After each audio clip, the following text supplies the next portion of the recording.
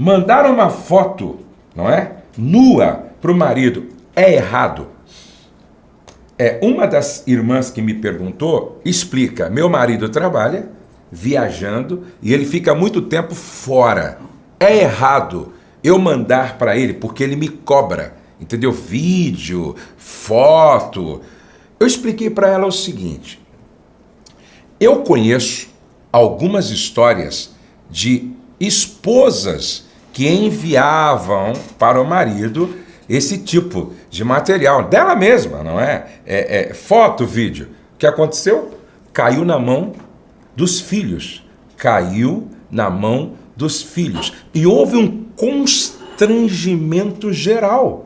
Imagina agora os filhos vendo esse material restrito do papai e da mamãe. Isso é constrangedor. Em uma outra situação, vazou para fora. E aí caiu na rede. Viralizou. Viralizou na internet, viralizou no WhatsApp, no YouTube, no Facebook. E aí o constrangimento foi enorme para a família, para ela, para o marido. Então eu acredito que não é a melhor forma de você resolver essa questão que você quer resolver, tá? Meu marido é mais velho que eu e me troca muitas vezes por vídeos pornô. Ele é viciado em masturbação. Só Jesus na causa. Outro problema aqui, ó. O que a gente faz, gente, com esse pessoal aqui? Agora, o que me preocupa é que a maioria está na igreja. Isso que me preocupa, que a maioria está na igreja. Agora, que Bíblia estão lendo? Que Deus eles estão servindo? Por que amamos muito mais o esposo depois dos 45 anos de idade? Sério? Eu não sabia disso. Por que amamos mais o esposo depois dos 45? Então, quanto você tem, Claudio? 40, falta 5. E você, Léo? 25. 25, falta só 20. A Elisama não é casada ainda, na verdade. Meu marido insiste em práticas mundanas. Ao meu ver, é pecado, estou errada. Quando o marido não nos procura, o que fazer? Talvez é porque você não se esconde, por isso que ele não te procura, não é? Brincadeira, gente. Uma outra pergunta. Tenho 29 anos, muito nova, e 5 anos de casada, e não tenho desejo sexual. Não tenho mais desejo sexual. É muito triste e constrangedor o que faço. Preste atenção. Olha, eu confesso que quando, inclusive eu estava até lendo com a minha esposa algumas questões aqui ontem, e eu disse para minha esposa, é preocupante o número de casais infelizes sexualmente. É preocupante o número de casais desajustados sexualmente.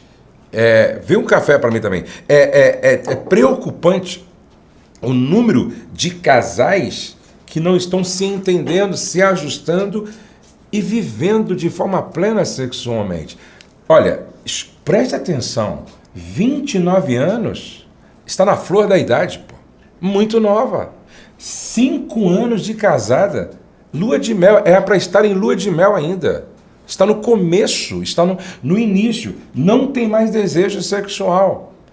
Agora, por que isso acontece? Deixa eu explicar algumas coisas que eu acredito que vai ajudar muito e muita gente. Presta atenção. Nós respondemos dentro do casamento sexualmente a partir da forma como nós fomos educados nessa área. Quem te ensinou sobre isso? Essa é uma pergunta interessante. Quem te ensinou sobre isso? Na sua casa era comum papai e mamãe conversar sobre esse assunto? Na sua casa era comum papai e mamãe conversar sobre esse assunto? Na sua casa, sua mãe falava com as meninas? Seu pai falava com os meninos? Era comum explicar? Outro dia, eu ouvi falar de uma menina que, ao descobrir que estava menstruada, Como ela não tinha informação nenhuma, ela não tinha noção nenhuma, ela entrou em desespero, se suicidou.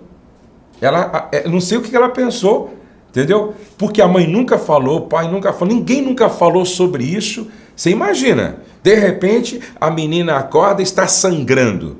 Horrível. Sem saber o que é que está se passando, o que está acontecendo. É claro que hoje a escola e o acesso é muito grande às informações, mas por incrível que pareça, ainda existe muita ignorância por omissão dos pais, e pais que nem sempre também estão preparados para falar sobre isso com os seus filhos. Bom, se você não aprendeu em casa, talvez você tenha aprendido na escola. Bom, você não aprendeu em casa nem na escola, então você aprendeu na rua. Esse é o grande problema. Esse é o grande problema. A maioria dos casais vão para o casamento sem ter passado por um curso pré-nupcial, onde um médico, uma psicóloga, um conselheiro orientou, instruiu e ensinou. Então esse é um ponto importante. Nós respondemos sexualmente dentro do casamento de acordo com como nós fomos educados pelos nossos pais. Como é que você foi educada? Esse é um ponto. Segundo ponto, como foi a lua de mel? Eu conheço alguns casais que na lua de mel ela sofreu uma frustração. Ou ele sofreu uma frustração. E de repente, logo no início, logo no lançar das bases, houve uma decepção, houve uma frustração, houve um bloqueio psicológico. Aí já era, aí é complicado. Em terceiro lugar, existe um aspecto também, um aspecto hormonal, certo? Existe um aspecto hormonal. Você pode ir ao médico e pedir esses exames, ou o médico vai pedir esses exames para fazer aí. Como é que estão os hormônios? Como é que está a produção hormonal nessa área, certo? Então, esse é um outro aspecto importante. Agora, outro sim. Houve algum abuso quando você era criança? Às vezes, uma mulher que na sua infância foi abusada, ela pode ter uma resistência em função desse trauma e achar que o sexo não é legal, que o sexo não é bom. Então, o que eu tenho dito aos casais é o seguinte: busque ajuda. Hoje nós temos muitas maneiras e formas, entendeu? De você resolver essas questões. Até mesmo, eu respondi para uma mulher ontem que eu já vi pessoas que chegaram lá na nossa casa de recuperação de casamentos com um bloqueio, com um problema na área sexual, e de repente ela passou por um processo de libertação espiritual e hoje ela vive bem.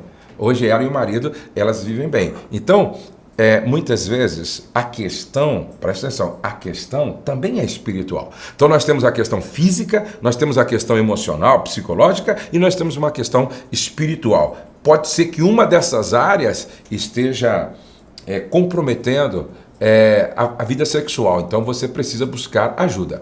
É físico? Busque ajuda. É psicológico, emocional? Busque ajuda. É espiritual? Busque ajuda. O que você não pode, de repente, ver o seu casamento acabando porque vocês não estão bem nessa área e simplesmente deixa como está para ver como vai ficar. Tá bom? A paz, pastor José Gonçalves. Aqui quem fala é o pastor Daniel Cearalo.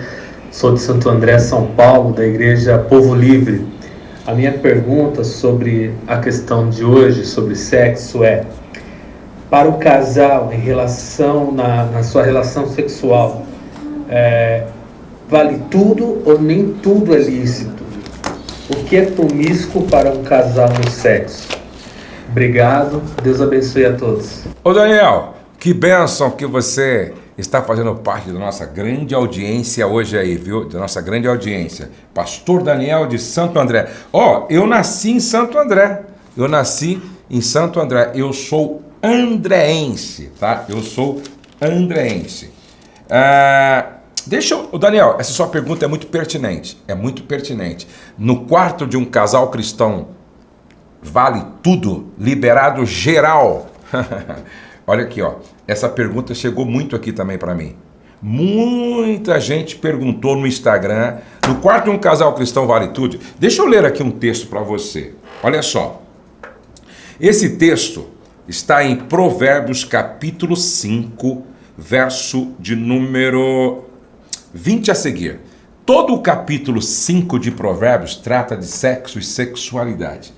Por quê? Vamos começar do verso 20. Por que, filho meu, andaria cego pela estranha e abraçarias o peito de outra? Porque os caminhos do homem estão perante os olhos do Senhor, e ele considera todas as suas veredas. Quanto ao perverso, as suas iniquidades o prenderão, e com as cordas do seu pecado será detido. Ele morrerá pela falta de disciplina. Interessante. O texto está falando de sexo, de sexualidade. Está falando, são orientações para um casal recém-casado, não é? E agora, ou para um jovem recém-casado, e o texto fala, ele morrerá pela falta de disciplina e pela sua muita loucura, perdido cambaleia. Quando eu ouço alguém falar assim, no quarto de um casal cristão vale tudo. Tá legal. Então vamos levar para o quarto de um casal cristão uma terceira pessoa. Vamos levar para o quarto de um casal cristão chicote, não é? Vamos levar para o quarto do casal cristão uma vela para derreter no corpo do outro, não é? Não vale tudo não, gente. Não vale tudo não. Vale tudo aquilo que não seja transgressão. Vale tudo aquilo que não seja imoral. Vale tudo aquilo que não seja desrespeitoso. Vale tudo aquilo que não seja o quebrar de valores. Me entende? Então, se a gente diz que vale tudo, então vai haver perversidade, promiscuidade, imoralidade. Eu acho que nós temos os limites do bom senso, nós temos os valores da palavra, então não vale. Nesse aspecto, não vale tudo, não. Paz, pastor, tudo bem? Meu nome é Clarice e a minha dúvida é a seguinte. Eu sou casada há 13 anos, tenho 16 anos de convertida, e as mulheres que fazem e fizeram parte da minha vida ao longo desse caminho nunca gostaram de fazer sexo com o marido. Sempre falaram que não é bom, que não gostavam, que faziam por obrigação. E eu sempre fui diferente, eu sempre gostei, eu sempre estive disposta para o meu esposo, é uma coisa que eu nunca reclamei. E uma amiga estava conversando e ela disse que provavelmente eu possa ter algum problema por gostar, por estar sempre disposta. E aí eu queria saber se isso pode mesmo ser um problema espiritual. Obrigado. O Anderson até falou, sangue de Jesus tem poder aqui. Olha, a gente ri, mas é sério. É muito sério. Ô irmã, veja só, você tem 13 anos de casada, não é? 16 anos de convertida. Anormal é elas não gostar de sexo. Vou repetir. Anormal é elas não gostar de sexo.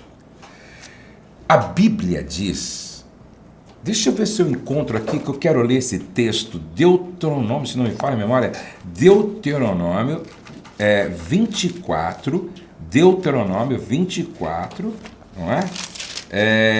Deixa eu ver se é Deuteronômio 24, até para a gente respaldar essa resposta para a querida que nos perguntou agora. Aqui, ó, Deuteronômio 24, verso 5. Deuteronômio 24, verso 5.